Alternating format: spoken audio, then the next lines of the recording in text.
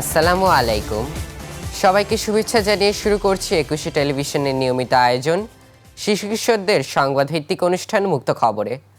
স্বাগত জানাচ্ছি আমি ওয়াসিস সারার প্রাজ্ঞ।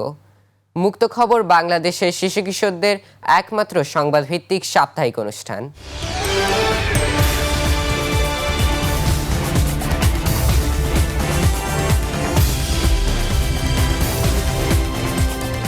প্রশিক্ষণপ্রাপ্ত ৪০ জন শিশু সাংবাদিকের এই দলে সমাজের সব শ্রেণী কিশোর কিশোরীরা রয়েছে। মুক্ত খবর অনুষ্ঠানের গবেষণা, সংবাদ তৈরি এবং সম্পাদনায় এরা অংশ নেয়। ২১শে টেলিভিশন একটি জাতীয় সম্প্রচার মাধ্যম হিসেবে কিশোর কিশোরীদের মত প্রকাশের অধিকার হিসেবে আধুনিক দৃষ্টিভঙ্গি গড়ে তোলায় বিশ্বাসী। প্রথমেই খবর শিরোনামে রয়েছে, দেশের খবরে থাকছে মৃত্যু ঝুঁকিতে চলছে স্কুলের ক্লাস মন্দিরে। মসজিদের ছাদে পাওয়া গেল শিশু মাইমুনার নিথর দেহ। ইচ্ছে মতো ফি নিতে পারবে না শিক্ষা প্রতিষ্ঠানগুলো। প্রাণী জগতে থাকছে অর্কাকে কেন খুনি মাছ নামে ডাকা হয়। বিজ্ঞান ও প্রযুক্তিতে থাকছে তরুণ বিজ্ঞানী সামিউলের আবিষ্কার ডাক্তার রোবট ও বিমান।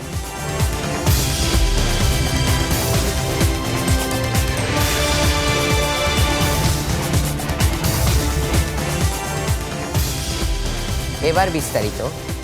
নারায়ণগঞ্জ শহরের দেওভোগ এলাকায় ৮৮ বছরের পুরনো দুটি প্রাথমিক বিদ্যালয় আজও চলছে ঝুঁকিপূর্ণ ভবনে। ছাদের পলেস্তারা খসে পড়ছে, দেয়ালের অংশ ধসে পড়ছে। ঝুঁকি এড়াতে কোনো কোনো কক্ষে বাঁশ দিয়ে ঠেকে রাখা হয়েছে ছাদ।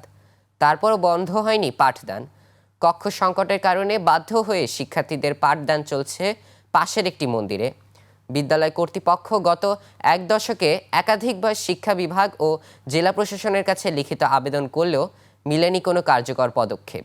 বিস্তারিত থাকছে সানজিদা ইসলামের প্রতিবেদনে। নারায়ণগঞ্জ শহরের দেওভোগ এলাকায় প্রায় ১০০ বছরের পুরনো দুটি সরকারি প্রাথমিক বিদ্যালয় ঝুঁকিপূর্ণ ভবনে আজও চলছে পাঠদান। ছাদের পলেস্তারা খসে পড়ছে, দেয়ালে দেখা দিয়েছে ফাটল। কয়েকটি কক্ষের ছাদে বাঁশ দিয়ে ঠেক দিয়ে কোনোভাবে চলছে ক্লাস, তাও থেমেনি শিক্ষার চাকা।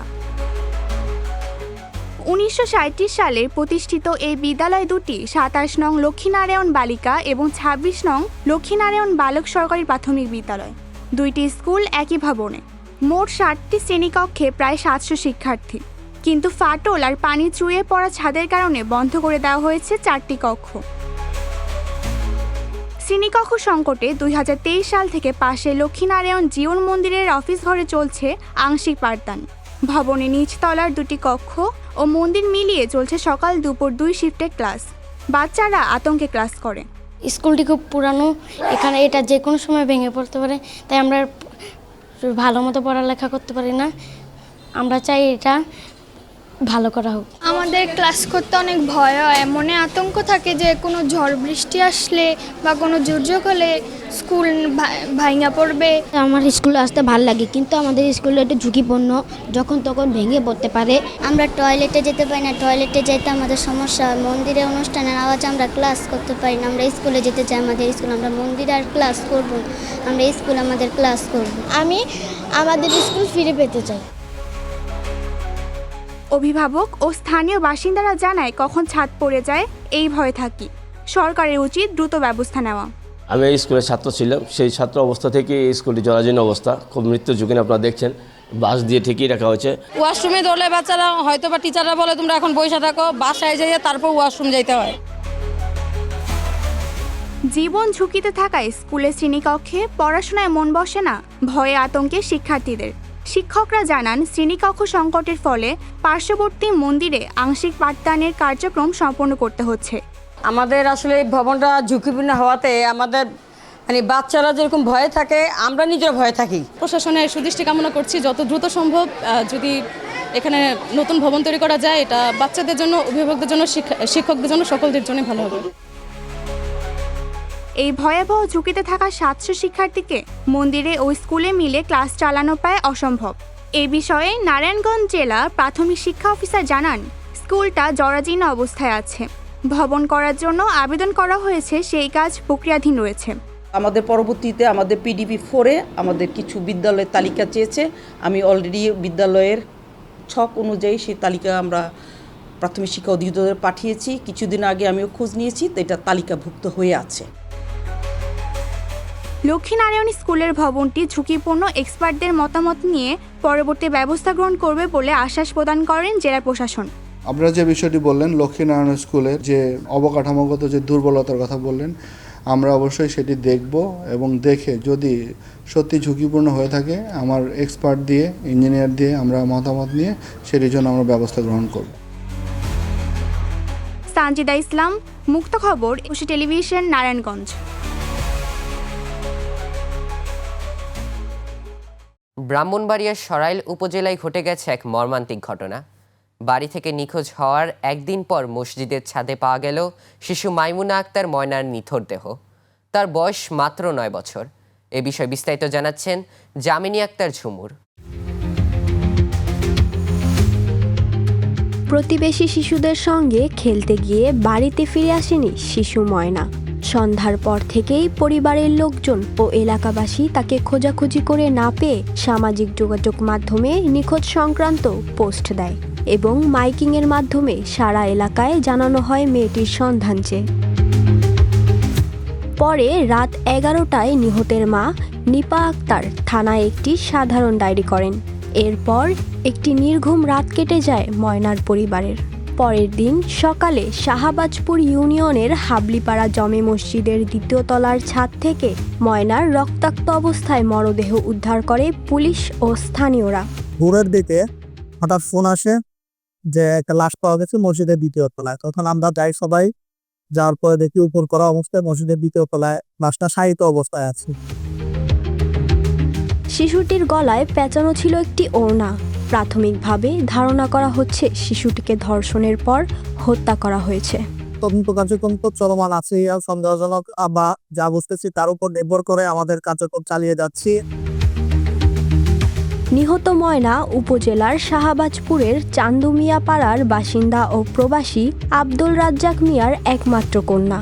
বাড়ির পাশের মাদ্রাসায় ইবতেদায়ীর একজন ছাত্রী ছিলেন ময়না। ময়নার মায়ের এখন সরকারের কাছে একটাই দাবি, আসামিদের দৃষ্টান্তমূলক শাস্তি দেওয়া হোক। নির্যাতন করছে, অত্যাচার করছে, তিলে তিলে মারছে। আমি আইনের কাছে আমি ওই লোকের ফাঁসি চাই। শিশু ময়নার মৃত্যুতে পুরো সরাইল উপজেলা জুড়ে নেমে এসেছে গভীর ক্ষোভ এবং শোক। মসজিদের মতো পবিত্র স্থানে এই জঘন্য ও নিষ্ঠুর হত্যাকাণ্ডের সঙ্গে যারা জড়িত তাদের দ্রুত গ্রেফতার করে দৃষ্টান্তমূলক শাস্তির দাবি জানিয়েছে স্থানীয়রা। জামিনী আক্তার ঝুমুর, মুক্ত খবর, একুশে টেলিভিশন, সরাইল, ব্রাহ্মণবাড়িয়া।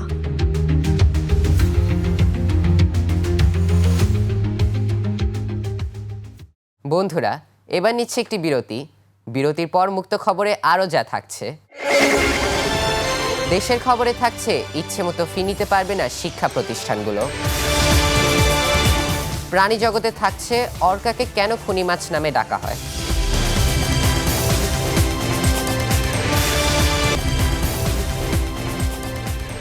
বিরতির পর আবারও স্বাগত জানাচ্ছি শিশু কিশোরদের সংবাদভিত্তিক অনুষ্ঠান মুক্ত খবরে। সাথে আছে আমি ওয়াসিসারা প্রাজ্ঞ। প্রাথমিক শিক্ষায় বেসরকারি শিক্ষা প্রতিষ্ঠানগুলো শিক্ষার্থীদের কাছ থেকে যেন ইচ্ছেমতো ফি নিতে না পারে সেজন্য একটি সুনির্দিষ্ট নীতিমালা প্রণয়ন জরুরি বলে মন্তব্য করেছেন প্রাথমিক ও গণশিক্ষা মন্ত্রণালয়ের উপদেষ্টা ডাক্তার বিধান রঞ্জন রায় পোদ্দার। বিস্তারিত থাকছে সৈয়দা আয়েশা আসিফের প্রতিবেদনে।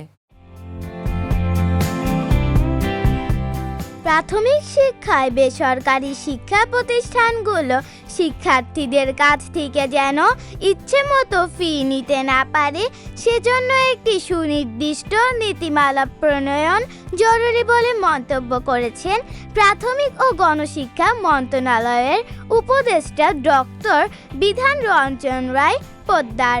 রাজশাহী জেলা প্রাথমিক শিক্ষা অফিস আয়োজিত মতবিনিময় সভা শেষে সাংবাদিকের প্রশ্নের উত্তরে তিনি এ মন্তব্য করেন। তিনি বলেন, কিন্ডারগার্টেন ও বেসরকারি শিক্ষা প্রতিষ্ঠানগুলো পরিচালিত হতে কোনো বাধা নেই, তবে শিক্ষার্থীদের কাছ থেকে ফি নেওয়ার বিষয়ে অবশ্যই একটি নীতিমালা থাকা উচিত। তাদের পাঠ্যক্রম ও পাঠ্যসূচিও সরকারের নিয়ন্ত্রণাধীন হওয়া উচিত। যেগুলো প্রাথমিক লেভেল পর্যন্ত শিক্ষা দিচ্ছে সেগুলো প্রাথমিক শিক্ষা মন্ত্রণালয়ের তত্ত্বাবধানেই হওয়া উচিত, এবং সেই জন্য আমাদের একটা নীতিমালা রয়েছে। সেই নীতিমালাতে এগুলো রেজিস্ট্রেশন করার ব্যবস্থা রয়েছে, এবং রেজিস্ট্রেশন করার পরে সেগুলো দেখভালের দায়িত্ব আমরা নেব। রাজশাহীর পিটিআই মিলনায়তনে আয়োজিত ওই মতবিনিময় সভায় জেলার বিভিন্ন প্রাথমিক বিদ্যালয়ের প্রধান শিক্ষক, উপজেলা ও সহকারী শিক্ষা কর্মকর্তা এবং পিটিআই ইন্সট্রাক্টররা অংশ নেন।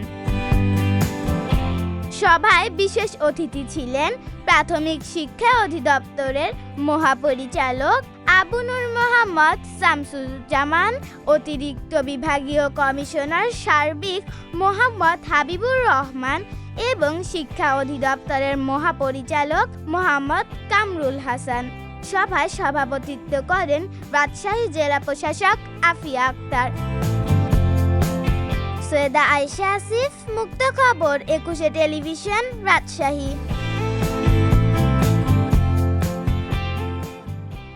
আমাদের এবারের আয়োজন প্রাণী জগৎ।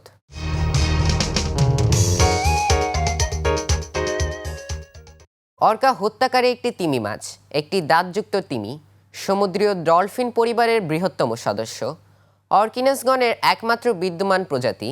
এই মাছটিকে তার কালোসাদা প্যাটার্নযুক্ত দেহ দ্বারা চেনা যায়। এটি একটি বিশ্বজনীন প্রজাতি। আর্কটিক থেকে অ্যান্টার্কটিক অঞ্চল এবং গ্রীষ্মমণ্ডলীয় সমুদ্র পর্যন্ত বিস্তৃত সামুদ্রিক পরিবেশেরা বাস করে। বিস্তারিত থাকছে আকসার আক্তার অথয়ের ডেস্ক রিপোর্টে। অর্কাস হল বৈচিত্র্যময় খাদ্যাভ্যাসের শীর্ষ শিকারী। পৃথক জনগোষ্ঠী প্রায়শ মাছ, হাঙর, রশ্মি ও সিল, ডলফিন এবং তিমিরের মতো সামুদ্রিক স্তন্যপায়ী প্রাণীসহ নির্দিষ্ট ধরনের শিকারের বিশেষ্য। তারা অত্যন্ত সামাজিক। কিছু জনগোষ্ঠী স্থিতিশীল মাতৃসূত্রে পরিবার জনগোষ্ঠী গঠন করে। তাদের অত্যাধুনিক শিকার কৌশল এবং কণ্ঠস্বর আচরণ প্রায়শই নির্দিষ্ট জনগোষ্ঠীর জন্য অন্যান্য এবং প্রজন্ম থেকে প্রজন্ম স্থানান্তরিত হয়, প্রাণী সংস্কৃতির প্রকাশ হিসাবে বিবেচিত হয়। অর্কাস খুব কমই মানুষের জন্য হুমকি স্বরূপ এবং বন্য অঞ্চলে কোনো মারাত্মক আক্রমণের ঘটনা রেকর্ড করা হয়নি। তবে বন্দি অর্কাস সামুদ্রিক থিম পার্কগুলোতে তাদের হেন্টলন আহত ও হত্যা করেছে। অর্কাস মাছ হল বুদ্ধিমান, দলবদ্ধ, ভয়ঙ্কর, দক্ষ শিকারী। তার শক্তি ও কৌশল এতটাই উন্নত যে বিশাল তিমি বা হাঙ্গরকেও পরাজিত করতে পারে। এই কারণে একে খুনি মাছ বলেও ডাকা হয়।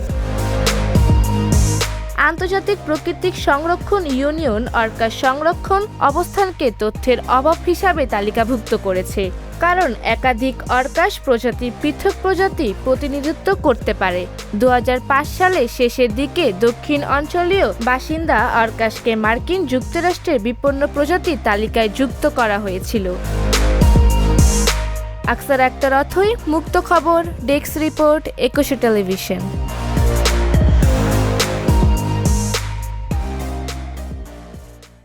বন্ধুরা, আবারও নিতে হচ্ছে একটি বিরতি।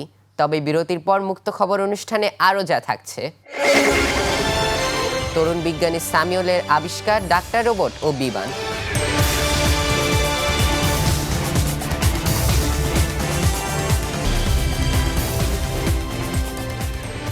বিরতির পর আরও একবার স্বাগত জানাচ্ছি শিশু কিশোরদের সংবাদ ভিত্তিক অনুষ্ঠান মুক্ত খবরে। পুরো সময় জুড়ে সাথে আছে আমি ওয়াসি সারার প্রাজ্ঞ। আমাদের এবারের আয়োজন বিজ্ঞান ও প্রযুক্তি।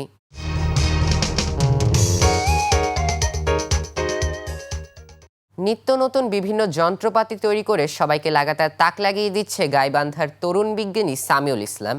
এরই মধ্যে সে তৈরি করেছে রেডিও ওয়েভ দিয়ে কন্ট্রোল করা আরসি বিমান, গ্রামের মানুষের বিনামূল্যে চিকিৎসার জন্য ডাক্তার রোবট, বন্যার সময় উদ্ধার কাজ চালানোর জন্য স্বল্পমূল্যে স্টিমার, কম খরচে শীতাতপ নিয়ন্ত্রণ যন্ত্রসহ 20টির বেশি যন্ত্র তৈরি করে সুনাম কুড়িয়েছেন। বিস্তারিত থাকছে মোহাম্মদ জাফির হাসানের প্রতিবেদনে। গাইবান্ধার পলাশবাড়ী উপজেলার মহদিপুর ইউনিয়নের পূর্ব গোপালপুর গ্রামের শফিকুল ইসলাম ও লাইজু বেগম দম্পতির ছেলে সামিউল ইসলাম। ছোটবেলা থেকেই তার ঝোঁক ছিল যন্ত্রপাতি তৈরির দিকে। স্কুলে পড়ার সময় বিজ্ঞান মেলায় অংশ নিয়ে কয়েকবার পুরস্কারও পেয়েছে। ঢাকার একটি বেসরকারি বিশ্ববিদ্যালয়ে ইলেকট্রিক্যাল অ্যান্ড ইলেকট্রনিক ইঞ্জিনিয়ারিং নিয়ে পড়তে গিয়ে সে আবিষ্কার করতে থাকে রেডিও ওয়েভ দিয়ে কন্ট্রোল বিমান, রোবট ডাক্তার সহ একের পর এক এমন সব তাক লাগানো যন্ত্র। আমি যে প্রজেক্টগুলো বানিয়েছি এগুলো আমার বেসিক প্রজেক্ট হিসেবে আমি বানিয়েছি। এর মধ্যে উল্লেখযোগ্য আমার ডক্টর রোবট লীলা, যেটা মানুষের বেসিক যে চিকিৎসা এটা করতে পারবে। ইভেন ও 20টারও বেশি টেস্ট করতে পারবে, যেমন জ্বর মাপা, ডায়াবেটিস মাপা, জন্ডিস মাপা। এছাড়া আমি বানিয়েছি আরসি প্লেন, স্পিড বোট, তারপর ডিম ফোটানো ইনকিউবেটর, আর সব থেকে উল্লেখযোগ্য যেটা ফায়ার ফাইটার রোবট কার, যেটা আগুন দেখে একাই শনাক্ত করবে এবং আগুনটা নিভিয়ে চলে আসবে। এসব যন্ত্র তৈরিতে সে যেমন খরচ করছে নিজের জমানো টাকায়, আবিষ্কার যাতে থেমে না যায় সেজন্য বিশ্ববিদ্যালয় সহ বিভিন্ন জায়গা থেকে এসব কাজের জন্য সহযোগিতাও পাচ্ছে সে। সামিউলের মা বাবা, আত্মীয় স্বজন ও গ্রামবাসী চায় সামিউলের আবিষ্কার করা বিমান, চিকিৎসক, রোবট দেশ ও জনগণের জন্য কাজে আসুক। গাইবান্ধা ও দেশ ছাড়িয়ে শিক্ষার্থী সামিউলের আবিষ্কার ছড়িয়ে পড়ুক বিশ্বব্যাপী। মোহাম্মদ জাফির হাসান, মুক্ত খবর, 21 টেলিভিশন, গাইবান্ধা। শিশু কিশোরদের সংবাদভিত্তিক অনুষ্ঠান মুক্ত খবর কেমন লাগলো? তোমাদের যে কোনো মতামত, পরামর্শ এবং শিশুদের যে কোনো বিষয় তথ্য প্রতিবেদন পাঠাতে পারো এই ঠিকানায়। প্রযোজক মুক্ত খবর, 21 television limited, Jahangir tower, 10 Kazi Nazrul Islam avenue, Karwan বাজার, ঢাকা 1215। ফোন 0255014316 থেকে 25 পর্যন্ত। মোবাইল 01958664544। ইমেল মুক্তখবর @21-tv.com অথবা মুক্তখবর 2025@gmail.com। আমরা থাকবো তোমাদের মতামতের অপেক্ষায়। আমরা অনুষ্ঠানের শেষ প্রান্তে চলে এসেছি। প্রতি পর্বেই আমরা হাজির তোমাদের কাছে। সবাইকে আগামী পর্ব দেখার আমন্ত্রণ জানিয়ে শেষ করছি আমাদের মুক্ত খবর। ততক্ষণ ভালো থেকো, সুস্থ থেকো এবং চোখ রাখো 21 টেলিভিশনের পর্দায়। প্রতিদিন রাত ভর তুলে আনে পৃথিবী মুক্ত খবর।